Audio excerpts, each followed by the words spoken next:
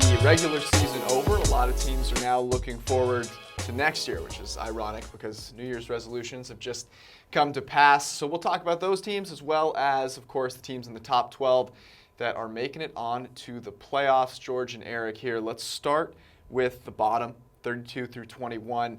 Obviously some very bad teams here, but let's look on the bright side. If you had to take one of these teams to make a big jump next year, who's it going to be? Yeah, there are different shades of bad, right? Arizona is like 50 ELO points below anybody else. They're truly, and some of these teams I think, are bad but overperformed. But one team that I think is picking second overall in the draft this year that I think has the best chance of these teams to move up are the San Francisco 49ers.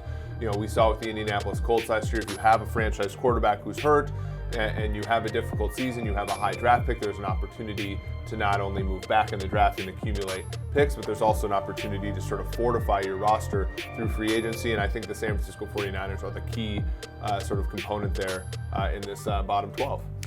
Interestingly, that is the one team that has the best situation at quarterback with Jimmy G coming back, a guy who was top 10 just a season ago, did some really incredible things and got it off to a rough start having to play a couple of tough teams on the road this year. So that makes a ton of sense. All the other situations at quarterback probably not as good, not as young of a roster, a lot of coaching question marks in this group. The Niners will not be dealing with any of them. So for that reason, I think you're spot on. I think a lot of people will have that same feeling about the Niners. They do play in a rather tough division, so it'll be interesting to see where the market ends up on the Niners as we go into next season. All right, 20 through 11. Interesting here that only two teams make it into the playoffs, Dallas and Houston, out of this group. A team that makes the jump into the top 10 out of this group next year is who? Yeah, I think the Pittsburgh Steelers are clearly, one of the more talented teams in the NFL. A lot of question marks about what's going to happen with Le'Veon Bell, Antonio Brown, the coach, and Mike Tomlin. Big Ben, does he play another season? Does he play another season as well as he did this year, which isn't even as good as his sort of normal career average? But I think all told, Pittsburgh did improve defensively as the season went on. They got more efficient offensively. They showed that their sort of scheme is running back independent with James Conner and Jalen Samuels playing well. So I think they're a team that, even though they have to overcome a tougher division next year with the Browns ascending and Baltimore being pretty good as is, I think they'll still end up in the top 10 next season.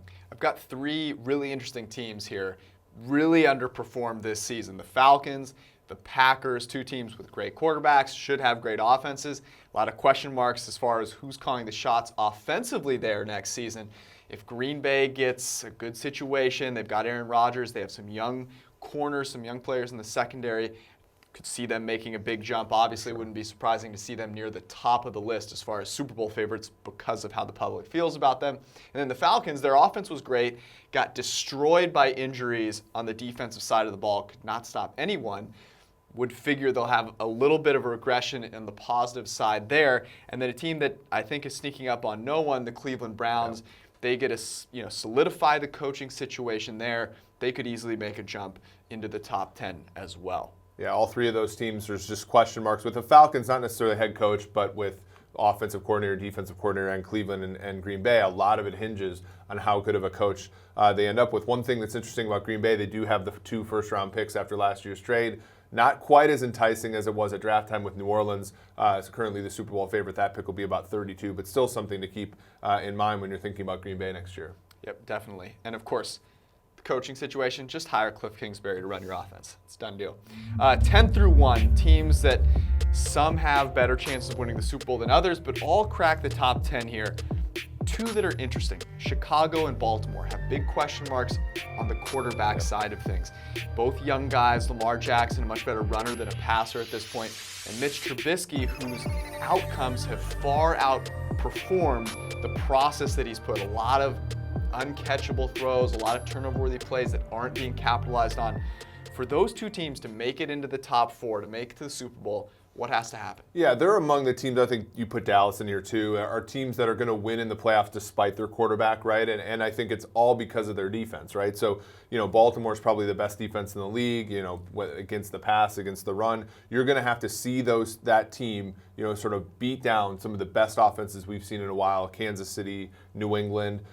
Starting actually this week, the Chargers are a very good offense as well, and Chicago the same thing. So if Chicago gets through Philadelphia this week, they're going to have to go to the Rams, and we've seen them shut down the Rams before, but it's going to be a different animal, I think, with the Rams coming off of a bye at home. I think learning some of the lessons from previously. So for me, I think it's not going to be necessarily the quarterbacks. We know what the quarterbacks here are capable of. It's going to be, can those defenses sustain top-level play that they've had this entire season? Tough thing with defenses, generally less stable than offenses. So it's more of a crapshoot predicting them going forward, and that's what makes it tough to see either of these teams, or the Cowboys for that matter, making it all the way to the promised land. Top 4. New England, Kansas City, Los Angeles, and New Orleans. You've rolled with the Saints this entire, probably second half of the season. I presume that you are going to continue marching along. Yeah, I think obviously we learned nothing about them week 17. They played basically all backups. We learned very little about the Rams sort of blowing out a Niners team with nothing to play for. Same thing with Kansas City and Oakland, and New England with the Jets. So I think if you've gone with New Orleans this long, you have to go with them here. They have one of the best home field advantages in the NFL. They have the 1 seed in the NFC playoffs. We've already seen them beat LAR in that spot before. So for me, it's just the probabilistic there. But I think I can see any 4 of these teams winning the Super Bowl, to be honest. Interestingly, for the Rams, the hardest matchup might be the Bears, a team that they just could not get anything going with offensively. The Saints game, they almost came back and won that game had it not been for a couple of interesting calls, shall we say, in the first and second half of that game, and a really incredible play by Saints linebacker, I think it was Anzalone, made that interception on Goff. Yeah. They might win that game. Kansas City has home field now. They get to play a Patriots team who they started off really poorly against in New England, almost came back and won that game. If I'm taking one, I'm taking Kansas City. I just think Pat Mahomes is playing at a different level, and he can do the things outside of structure that no other quarterback can. And that's valuable going on into later rounds in games that are much closer. Yeah, I think we're not going to be surprised by what happens to Kansas City, good or bad, right? If a team like Baltimore comes in and runs on them all day, we're not going to be surprised by that. If a team like the Chargers comes back on them, or a team like the Patriots gets out ahead of them and keeps them at arm's length away the entire time, we're not going to be surprised. And as you said, if Pat Mahomes plays like the MVP that he's been this year and they go on and win the Super Bowl, I don't think that's going to be all that surprising either. So I think the Chiefs are going to be one of those teams where nothing they do is going to sneak up on us. All right, real quick, at the end of next season, who's number 1? The end of next season. Looking ahead here. Yeah. It's hard to go against the Los Angeles Rams with Sean McVay. He's one of the best coaches in the NFL, if not the best.